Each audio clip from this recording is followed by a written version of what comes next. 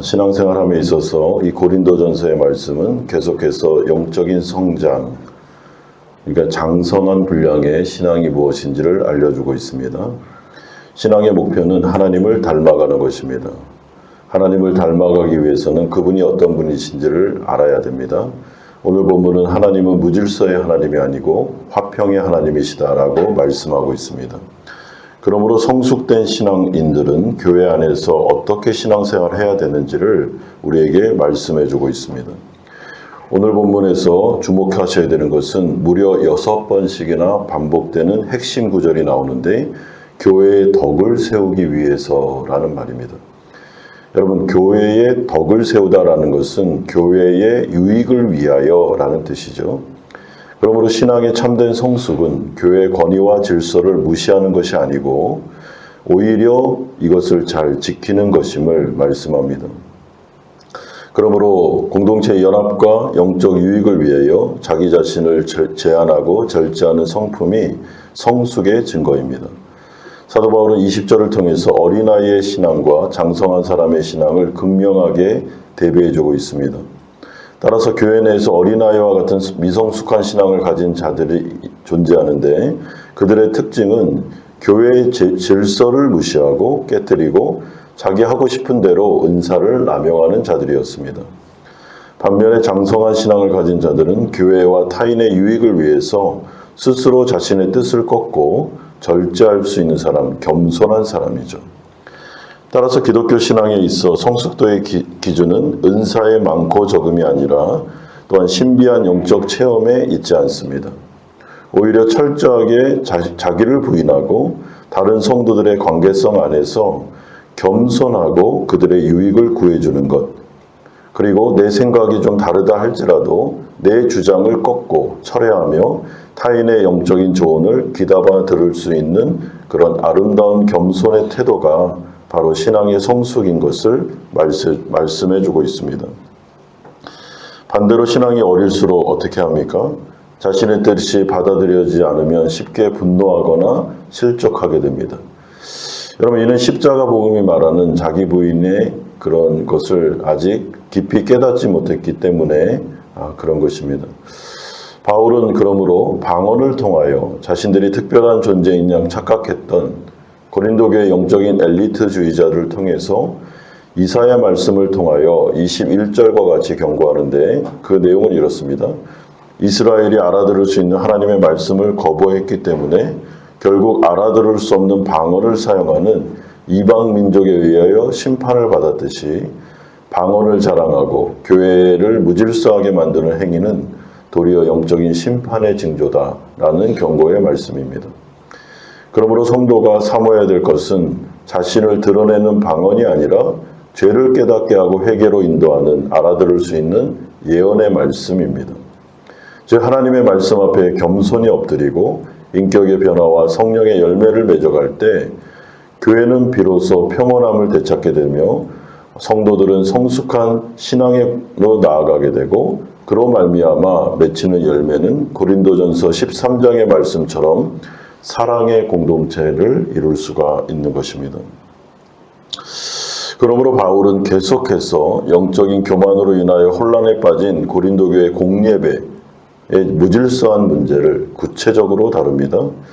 고린도교의 공예배는 찬양, 예언, 방언, 계시, 통역 등 성령의 다양한 은사가 활발하게 역동적으로 나타나고 있었습니다. 그런데 문제는 무질서가 문제였습니다. 너무 무질서했습니다. 그리고 그 무질서의 뿌리에는 자신의 특별한 영성을 자랑하고 과시하고 싶은 이기적인 욕망이 자리 잡고 있었습니다. 차례를 지키지 않고 여기저기서 방언과 예언을 남발하며 신성해야 될 예배가 마치 돗대기 시장처럼 소요사태처럼 변해버렸습니다.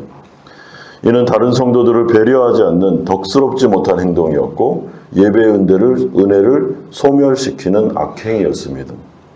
이에 대해서 바울은 방언이든 예언이든 철저하게 규칙에 따라 두세 사람씩 차례대로 질서 있게 하라라고 매우 강하게 명령합니다.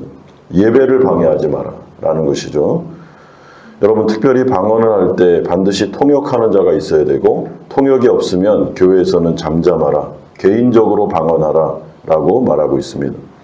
예언 역시 순서를 따라 하나씩 하고 다른 이들은 분별하게 하며 새로운 계시가 임하면 먼저 하던 자는 잠잠히 순서를 양보해야 된다라고 말합니다. 왜냐하면 참된 성령의 은사를 받은 자는 절대로 무질서하게 할 수가 없습니다. 성령은 질서의 하나님이십니다. 스스로 통제하고 절제할 줄 알아야 된다라고 32절에서 말씀합니다.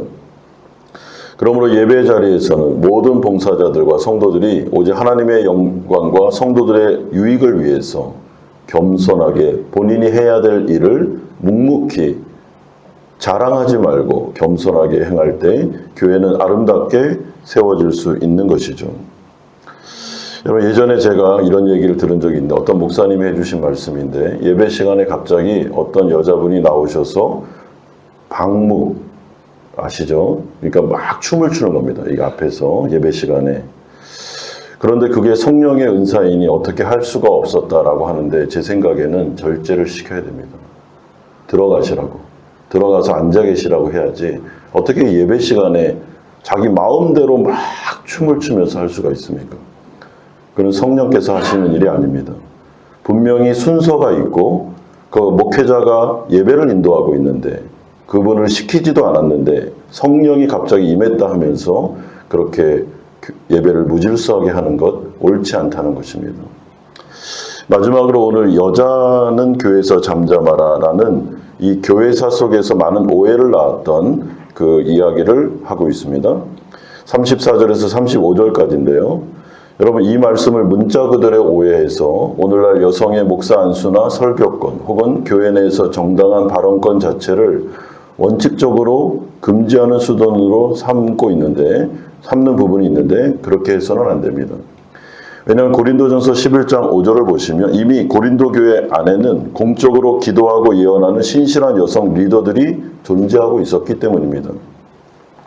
따라서 이 권면은 당시 고린도 교회에 처한 특수한 상황, 문화적인 맥락 속에서 이해해야만 신학적인 오류에 빠지지 않게 되는 것입니다. 여러분, 당시 고린도 교회는 복음 안에서 얻게 된 새로운 영적 자유를 오해해서 그 시대의 기본적인 전통이나 관습 그리고 가정과 교회의 창조 질서까지 무너뜨렸던 미성숙하고 교만한 여성들이 있었습니다. 그들에게 하는 말입니다. 이들은 공예배 중에 무례하게 끼어들어 논쟁을 벌이고 심지어 강단에서 선포되는 남편의 예언을 공개적으로 공격하며 남편과 지도자들의 권위를 경솔하게 무시했습니다. 이에 대하여 바울은 이 소식을 듣고 창세기에 나타난 창조의 원리를 상기시키면서 가정과 교회에 세워진 질서와 권위를 존중히 여기라고 이 여성들에게 말하는 것입니다. 왜냐하면 이 역시 영적인 과시욕에 사로잡힌 것이며 공예배의 흐름을 깨는 것이고 소요를 일으키는 것이며 부끄러운 행위이다라는 것이죠. 공동체의 덕을 해치는 무질서한 행동이다 라고 말하면서 절대로 그렇게 하지 말라라고 말합니다. 반면에 고린도 교회 안에는 신실한 여성 리더들이 있었는데 이들은 예언도 하고 방언도 하고 그리고 품위 있게 질서 있게 교회를 유익하게 했던 분들입니다. 여러분, 따라서 교회 안에 정말 성숙한 여성들, 품위 있고 질서 있으며 교회를 사랑하며 그렇기 때문에 자신에게 주신 예언과 말씀과 가르침의 은사들을 가진 여성들은 여러분 존중받아야죠. 교회에서 잘 가르칠 수 있습니다. 그러므로 오늘 결론적으로 바울은 40절을 통해서 명쾌하게 예배의 대원칙을 선포하는데 이 40절이 오늘 요절입니다. 모든 것을 품위 있게 하고 질서 있게 하라. 여러분, 여기서 품위 있게 하라라는 말은 불신자들이 보기에도 단정하고 칭찬받을 만한 그리스도인들의 고결한 삶의 양식을 나타내라라는 뜻입니다. 불신자들이 보기에도 무슨 말입니까? 상식적으로도 통해야 된다는 거예요. 여러분, 상식적으로도 통하지 않는 것은 기독교가 아닙니다. 품위 있게 행해야 됩니다. 욕설을 난무하고 막 난리를 치고 소요를 치고 무질서하게 행동하는 것은 절대로 기독교가 아닙니다. 여기서 질서 있게 하라라는 것은 자기 절제와 순종을 통하여 공동체 안의 조화와 평화를 이루라라는 뜻입니다. 그러므로 참된 기독교의 성숙은 세상의 상식과 윤리를 무시하지 않습니다. 하나님의 이름을 내세우며 사회의 법과 질서와 기본적인 도덕성마저 저버리는 교만과 무정부주의적 태도를 경계해야 되는 것입니다.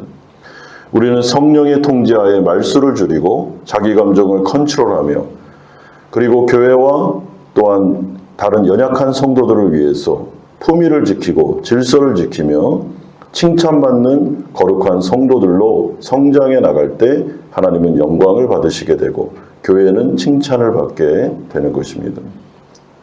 사랑하는 성도 여러분, 고린도전서에서 길게 영적인 성장이 무엇인지를 우리 가운데 알려주는 이유가 무엇일까요? 고린도 교회가 그만큼 무질서했다는 거예요. 정말 너무 힘들었습니다.